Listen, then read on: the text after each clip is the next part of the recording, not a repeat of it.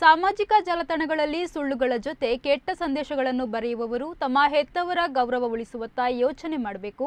ಪ್ರಚೋದನಕಾರಿ ಕೆಟ್ಟ ಸಂದೇಶಗಳನ್ನು ಬರೆದು ಪ್ರಕರಣ ದಾಖಲಿಸಿಕೊಂಡಾಗ ಅದರಿಂದ ತೊಂದರೆಗೆ ಒಳಗಾಗುವುದು ಹೆತ್ತವರು ಎಂಬುದನ್ನು ಮರೆಯಬಾರದು ಎಂದು ಕೆಪಿಸಿಸಿ ಪ್ರಧಾನ ಕಾರ್ಯದರ್ಶಿ ಪದ್ಮರಾಜ್ ಹೇಳಿದ್ದಾರೆ.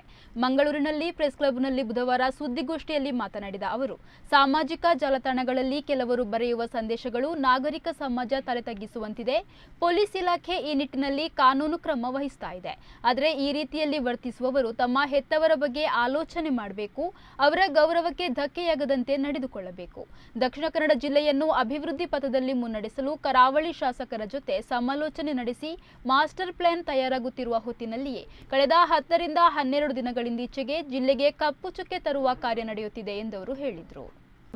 ವಿಶೇಷವಾಗಿ ನನ್ನ ಸಹೋದರರಲ್ಲಿ ನಾನು ಎಲ್ಲರಲ್ಲೂ ಒಂದು ಕೆಲವೊಂದು ವಿಚಾರಗಳಲ್ಲಿ ನನಗೂ ಕೂಡ ಅಷ್ಟೇ ನಿಜ ಹೇಳಬೇಕು ಅಂತ ಹೇಳಿದ್ರೆ ನಾನು ಕೂಡ ಸ್ವಲ್ಪ ಮಾನಸಿಕವಾಗಿ ತಗ್ಗುವಂಥ ಕೆಲಸವೇ ಎಲ್ಲರಿಗೂ ಕೂಡ ಏನೆಲ್ಲ ಆಗ್ತಾ ಇದೆ, ಯಾಕೆ ನಮ್ಮ ಊರಲ್ಲಿ ಈ ಥರ ಆಗ್ತಾ ಇದೆ ಅನ್ನುವಂಥದ್ದು.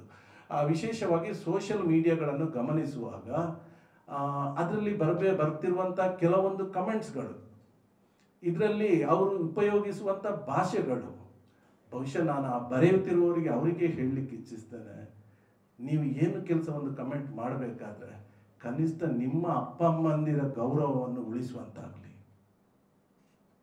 ನೀವು ಯಾವ ಪಕ್ಷಕ್ಕೆ ನೀವು ಕಾರ್ಯಕರ್ತರಾಗಿದ್ದೀರಿ ಅಥವಾ ಯಾವ ಸಂಘಟನೆ ಕಾರ್ಯಕರ್ತರಾಗಿರ್ತೀರಿ ಅದರ ಗೌರವವನ್ನು ಹೆಚ್ಚಿಸುವಂತಾಗಬೇಕೇ ವಿನಃ ಅದಕ್ಕೆ ನಿಮ್ಮ ಹೆತ್ತವರ ಒಂದು ಗೌರವವನ್ನು ಕುಗ್ಗಿಸುವಂತ ಕಮೆಂಟ್ಸ್ಗಳು ನಿಮ್ಮ ಹತ್ರ ಬರೋದು ಬೇಡ.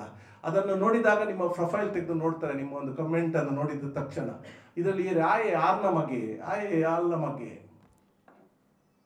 ಇದನ್ನು ಸ್ವಲ್ಪ ವಿದ್ಯಾವಂತರಾಗಿದ್ದುಕೊಂಡು ಸ್ವಲ್ಪ ಜ್ಞಾನವನ್ನು, ನಮ್ಮ ಜ್ಞಾನ ಏನಿದೆ ನಮ್ಮ ಸ್ವಂತ ಬುದ್ಧಿಗಳನ್ನು ಉಪಯೋಗಿಸಿಕೊಂಡು ಅದಕ್ಕೆ ಗೌರವ ಕೊಡುವಂಥ ಕೆಲಸವನ್ನು ಎಲ್ಲ ಜಾತಿ ಧರ್ಮದವರು ಮಾಡಬೇಕು ಅಂತ ಹೇಳಿ ನಾನು ನಿಮ್ಮ ಮೂಲಕ ವಿನಂತಿಸಿಕೊಳ್ತಾ ಇದ್ದೇನೆ. ಇವತ್ತು ಪೊಲೀಸ್ ಡಿಪಾರ್ಟ್ಮೆಂಟು ಕೂಡ ಈ ಕೆಲವೊಂದು ಆಕ್ಷೇಪಾರ್ಹ ಕಮೆಂಟ್ಸ್ಗಳಿರ್ಬೋದು ಫೇಸ್ಬುಕ್ಗಳಲ್ಲಿ ಅಥವಾ ಇನ್ನಿತರ ಸೋಷಿಯಲ್ ಮೀಡಿಯಾಗಳಲ್ಲಿ ಕಾನೂನು ಕ್ರಮ ಜರುಗಿಸ್ತಾ ಇದೆ.